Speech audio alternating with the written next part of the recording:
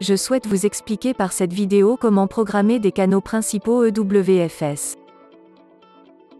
Il faut pour cela deux EWFS connecteurs intermédiaires et une EWFS télécommande 8 canaux. Commençons par la télécommande. Retournez la télécommande et ouvrez le compartiment des piles.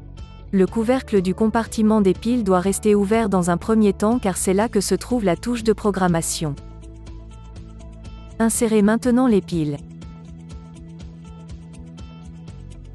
Vous pouvez ensuite sélectionner le canal souhaité sur la face avant de la télécommande à l'aide des touches plus et moins. Le canal sélectionné est indiqué par la LED lumineuse à côté du chiffre. 8 canaux au maximum sont disponibles sur la télécommande. La tension est activée pour le récepteur 1.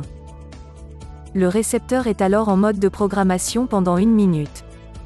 Pendant cette minute, vous devez sélectionner le canal 1 à l'aide de la touche plus de la télécommande.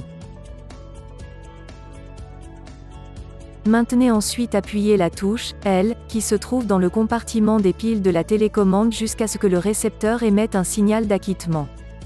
L'acquittement signifie que la protection solaire, comme ici par exemple, un brise-soleil orientable, monte et descend brièvement, puis remonte.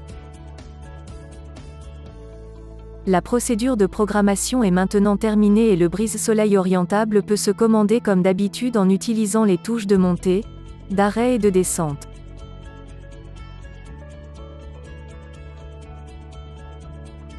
La programmation du canal 2 s'effectue de la même manière.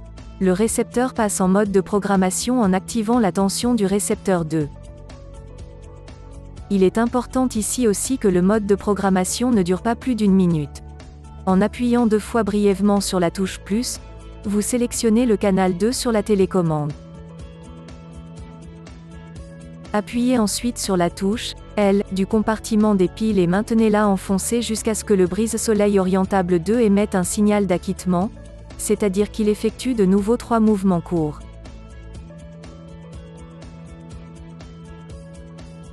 Le récepteur 2 est maintenant lui aussi programmé et peut se commander à l'aide des touches de mouvement pour contrôler le fonctionnement.